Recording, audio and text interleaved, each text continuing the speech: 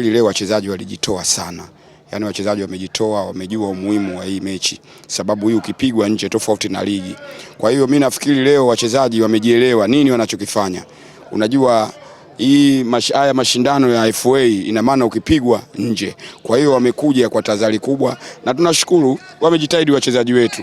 Lakini tu tunawaambia katika ligi wanatakiwa wacheze kama walivyocheza leo. Sababu unajua timu ya Azam toka ilivyoanzishwa ni kitu ambacho kidogo tumepata na mshangao kidogo, sababu unajua kutoa draw 10 kwa timu kama ya Azam kusema kweli kidogo tumepatwa na mshangao mashabiki.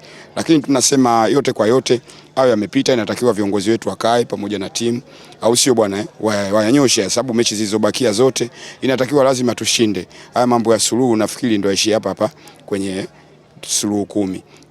Kwa hiyo mechi zilizobakia inatakiwa tufanye vizuri. Ina maana ushirikiano kati ya viongozi, mwalimu, benchi la ufundi, timu kwa jumla pamoja na mashabiki wote, inatakiwa lengo letu liwe moja.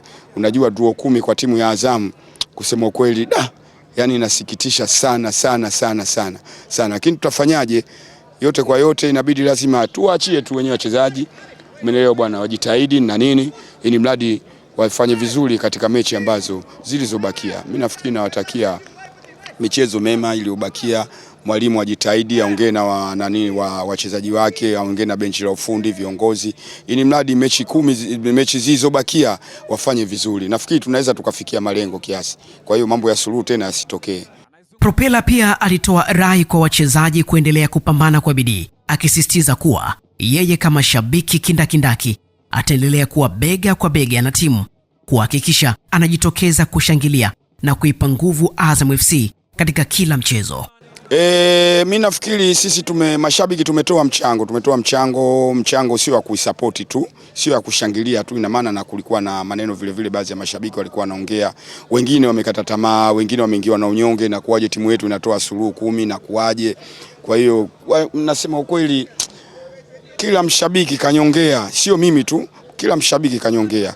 Lakini yote kwa yote hilo waliliona, kama nilivyorudia mwanzo, wameona hii ni mechi ya mtoano. Ina maana angefungwa, ina maana alikushatolewa katika ile. Ndio maana unakuta wamecheza kwa jihadi sana na mashabiki walikuwepo, wameshangilia timu yao kwa nguvu zao zote. Kwa hiyo yote kwa yote mimi nasema tuko nao pamoja, tutazidi kuwaunga mkono mpaka pale mwisho ambao tutajua tufanyeje. Wachezaji mara nyingi sana unakuta wakati mwingine siku anaweza akawa viko vizuri, lakini kuna siku anaweza akawa vibaya. Lakini mimi nafikiri leo wachezaji wameamka vizuri, wameshirikiana. Tumepata ushindi wa goli 4 kwa si ushindi mdogo, ushindi mkubwa. Tumepata ushindi wa goli 4, ni ushindi mkubwa sana. Kwa hiyo hata sisi mashabiki kidogo tumefurahi. Nafikiri waendelee hivi hata kwenye ligi, waendelee hivi, sio waishie kwenye mashindano haya tu. Mpaka kwenye ligi waendelee hivi.